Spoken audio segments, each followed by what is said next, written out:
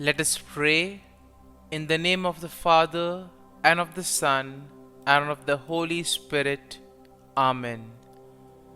O Jesus, through the Immaculate Heart of Mary, I offer you my prayers, works, joys, and sufferings on this day for all the intentions of your Sacred Heart, in union with the holy sacrifice of the Mass throughout the world, in reparation for my sins, for the intentions of all my relatives and friends, and in particular for the intentions of the Holy Father. Amen. Here are the intentions of the Holy Father for the month of November. For the Pope, we pray for the Holy Father as he fulfills his mission. May he continue to accompany the flock entrusted to him with the help of the Holy Spirit. Our Father, who art in heaven, hallowed be thy name. Thy kingdom come, thy will be done, on earth as it is in heaven. Give us this day our daily bread, and forgive us our trespasses, as we forgive those who trespass against us. And lead us not into temptation, but deliver us from evil. Amen. Hail Mary, full of grace, the Lord is with you.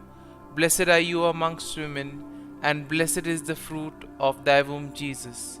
Holy Mary, Mother of God, pray for us sinners, now and at the hour of our death. Amen. Glory be to the Father, and to the Son, and to the Holy Spirit, as it was in the beginning, is now, and ever shall be, world without end. Amen.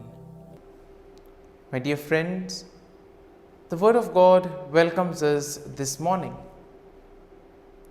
And as we prepare ourselves to enter in the presence of the Lord, as we get ready to welcome this new day, let us close our eyes at this moment and let us praise the Lord. Let us thank Him. Let us glorify Him for all the wonders that He has done for us in our lives, for all that He is doing, and for all that He will continue to do for us. And therefore today let us praise the Lord, first and foremost that He has woken us up in the morning.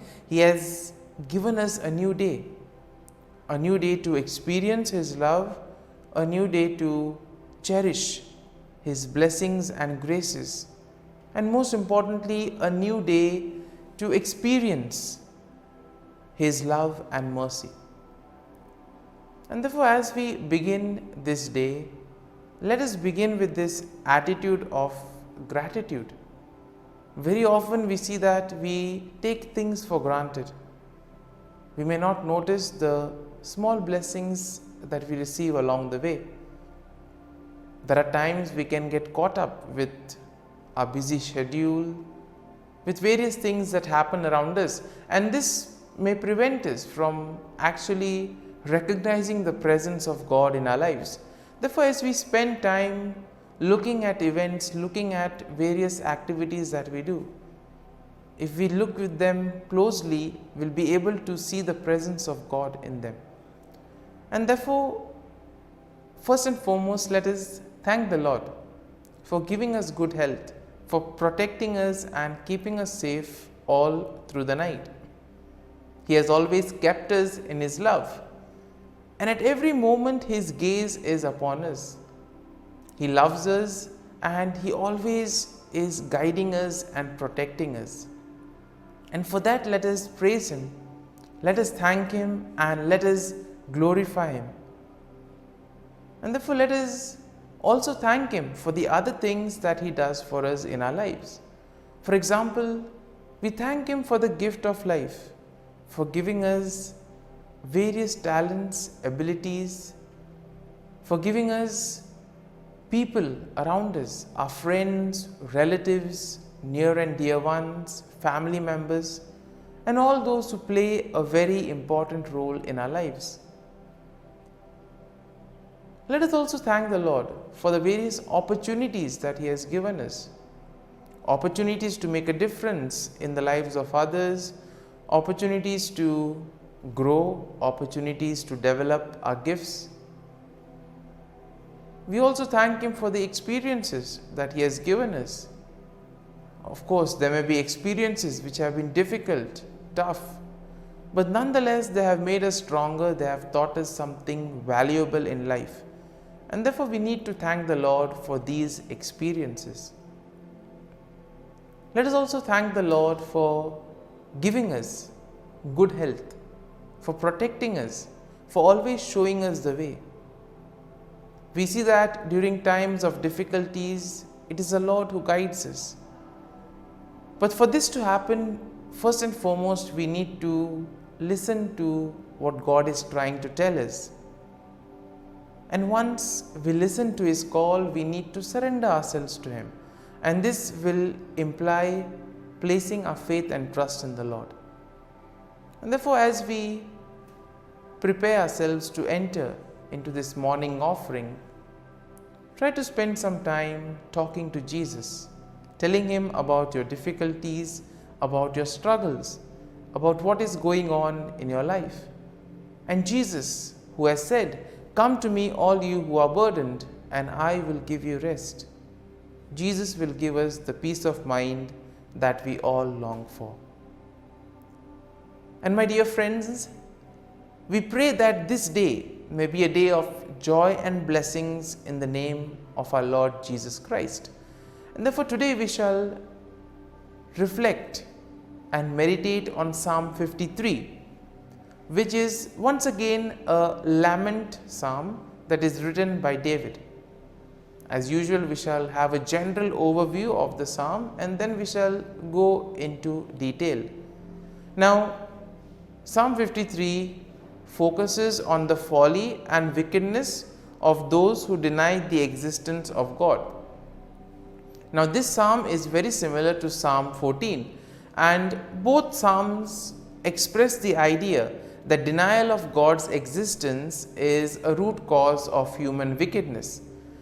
And therefore we see that overall Psalm 53 expresses the idea that human wickedness arises because we are not willing to listen to what God is trying to tell us, but on the contrary, we try to push forward our own agenda. Psalm 53 also expresses the fact that God will eventually bring salvation to His people. Now, David will contrast the foolishness and wickedness of those who deny God with the faith and hope of those who trust Him. And therefore, we see that the psalm will emphasize the importance of recognizing God's existence and turning towards righteousness. At the same time, it will also tell us to hope and trust in the salvation that comes from God. Now, verse 1 begins with the declaration that the fool says in his heart, "There is no God." Now, we see that this statement is a key theme of the psalm. And here we see that David emphasizes the point that those who deny God are fools. Those who deny God are corrupt, and in a way they have committed themselves to abominable deeds. And therefore he says that it is absolutely foolish to deny the existence of God. God who does everything for us in our lives, and if we deny Him, if we fail to recognize Him, then it's absolutely foolishness. Therefore he says, the fool says in his heart. And therefore we see that this is an important aspect of the psalm. Now verse 2 and 3 continue with David's description of those who deny God's existence. What does David say? David says that they are corrupt and have no understanding, and they have turned away from righteousness and become completely corrupt. And this has been their own doing. And therefore he compares them to a people who eat up God's people like bread. and do not call upon the Lord. So this is exactly what happens when we tend to place our faith and trust in the worldly things.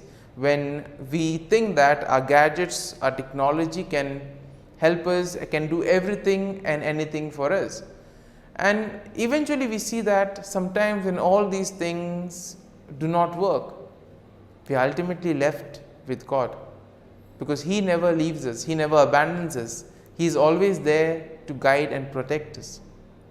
And therefore verse 4 will begin with a plea for God to intervene and bring salvation to His people.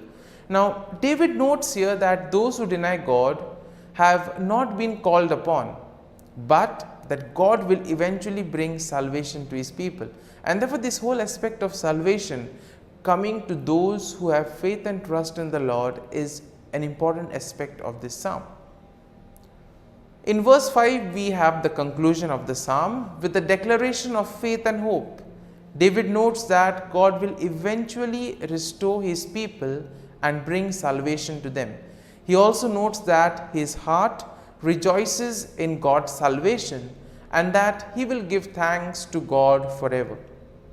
And therefore, my dear friends, as we reflect on this psalm, as we meditate, there may have been a few thoughts, a few verses which may have touched us, which may have made an impact during the time we were listening to the psalm. Let us go back to those thoughts, go back to those words and try to see what exactly touched you. And what is God exactly trying to tell you through those words, through those thoughts? And try to apply it to your life and see what you need to do. And here you will realize that the Lord is telling us to place our faith and trust in Him, because He is always there, guiding us, protecting us. He will never abandon us. And therefore, my dear friends, as we spend a few moments in silence, reflecting, allowing the psalm to take root in us, let us thank the Lord, let us place our faith and trust in Him. And let us ask the Lord to be with us, guide us, help us in our moments of difficulties, in moments of trials, to be with us, to comfort us, and most importantly, to show us the way, so that we may be able to radiate His love and mercy to the world around us.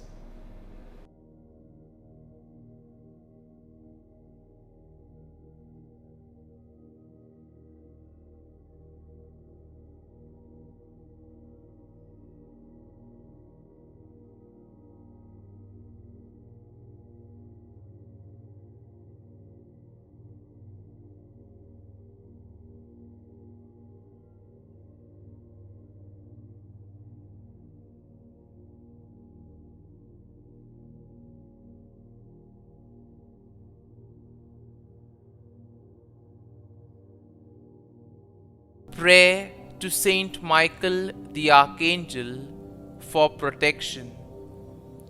Saint Michael the Archangel, defend us in battle. Be our defense against the wickedness and snares of the devil. May God rebuke him, we humbly pray. And do thou, O Prince of the heavenly hosts, by the power of God, thrust into hell Satan and all the evil spirits who prowl about the world, seeking the ruin of souls. Amen. Act of Adoration. O Sacrament most holy, O Sacrament divine, all praise and all thanksgiving be every moment thine. Saint Gertrude Prayer for souls in purgatory.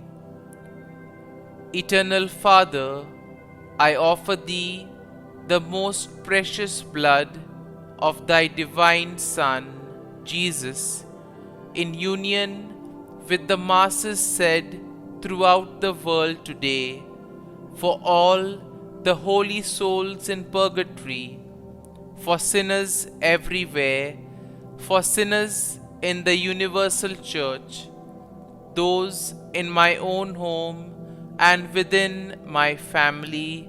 Amen. May the divine assistance remain always with us, and may the souls of the faithful departed through the mercy of God rest in peace. Amen. Glory be to the Father, and to the Son, and to the Holy Spirit, as it was in the beginning, is now, and ever shall be, world without end. Amen.